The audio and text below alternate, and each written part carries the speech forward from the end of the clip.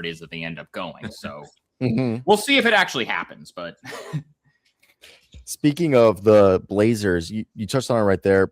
They're a team that maybe could make some noise in the play-in, but the noise around the team, obviously, besides the sell, is the recent suspension of their assistant GMs, the $100K fine.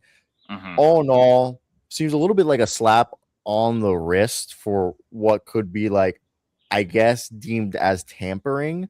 And you kind of told us this, like, they look at Hansen Yang as someone who seemingly is going to be a part of the future for a long term, as you mentioned some of the sound bites you heard at the press conference of the sale from one of the minority owners.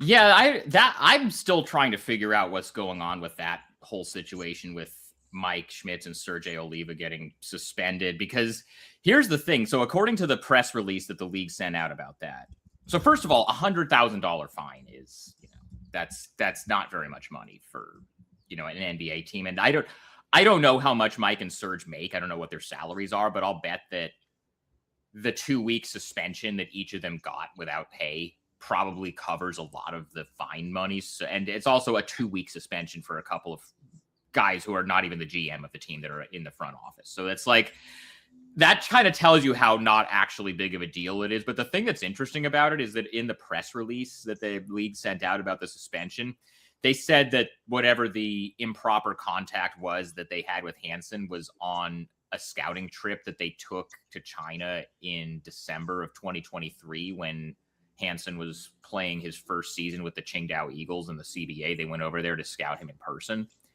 And that trip was not a secret.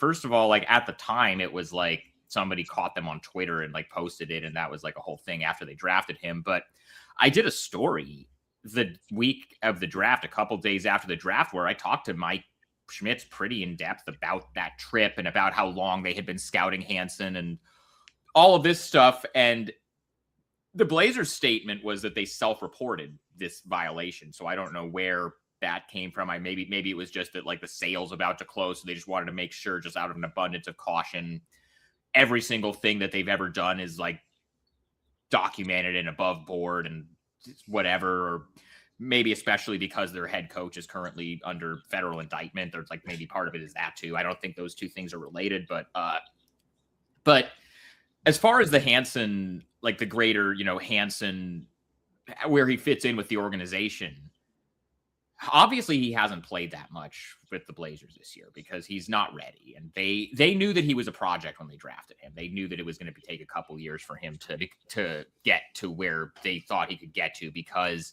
not only is it always really difficult for young big men to translate from either college or a different international league into the NBA from a physicality standpoint, especially as at his age, he's only 20. He turned 20 the night of the draft. But then you add on to that, there's a pretty significant language barrier with him where, I think his English has gotten a lot better. Like the other night after the Clippers game, I had a full conversation with him in English without his interpreter doing anything, which is a pretty new development for him. But going from, I've said this before, but like as far as language barriers go, if somebody's coming from Europe and they like speak Spanish or French and they're trying to learn English, you can pick that up relatively quickly. Going like the difference is from Mandarin to English. There's like no overlap at all with those languages whatsoever. So like that's like the highest degree of difficulty that there is as far as like trying to learn a new language. And you also have, because of just how many people there are in China and how many NBA fans there are in China, there's almost twice as many people in China that are NBA fans as there are people in the United States. And so you have that many people watching you, and China really hasn't had a player that's done anything in the NBA since Yao Ming. And so, all that pressure on you, plus the language barrier, plus just the physicality, adjustment that's going to come from, going from the CBA to the NBA. It's going to, they knew it was going to take some time with him. But as far as his long-term, you kind of hinted at this, Cyro, Blazers had their press conference the other day to introduce the new ownership group. And in that press conference, one of the minority owners is Andrew Chang, who is him and his wife Peggy co-founded Panda Express. They're Chinese, and obviously they founded like a Chinese fast food restaurant. So at the press conference, Andrew Charing was asked why he was interested in investing in the Blazers, because somebody told me back in February that before they invested in the Blazers, the rumor had been that they were interested in buying the Vegas expansion team whenever that happens. But when he was asked why he invested in the Blazers, he said that he's Chinese and he likes that the Blazers had a Chinese player and he sees a lot of business opportunities in China because of that. So one of the members of the new ownership group said that on the record, that that's why he bought into the group. And then one of the other major, players in the ownership group, Tom Dundon is the main owner. And I'm sure we're going to talk about him. He's the controlling owner. He's the team governor.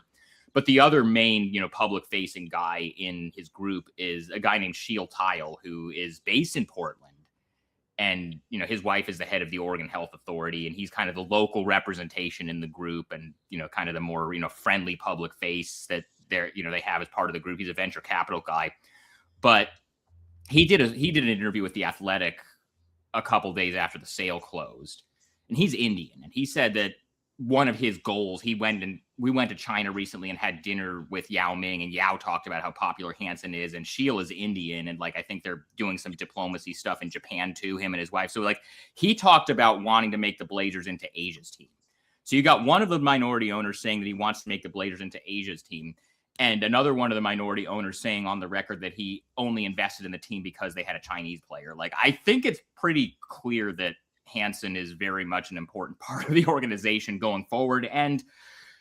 But to kind of on the flip side of that, when they drafted him, there were a lot of people who were skeptical of the pick and were curious about why they drafted a guy who was a projected second rounder as high as they drafted him.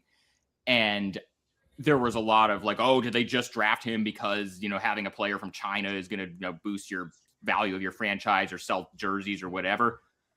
From what, like I said, I know quite a lot and I've talked quite a bit about how much work Mike and Serge, the two executives that got suspended, and the rest of the front office did scouting him for multiple years. And they probably did more work on him from a scouting and front office standpoint than anybody else did. They drafted him for basketball reasons. They drafted him because they believe in his talent long term. It's just, then the business stuff is just kind of a nice bonus. But safe to say he's not somebody there, even though this rookie season has, on paper not been, what a lot of people expected after the way he looked at Summer League. Safe to say, I think he's still pretty integral to what they're doing, and he's going to have a pretty long runway.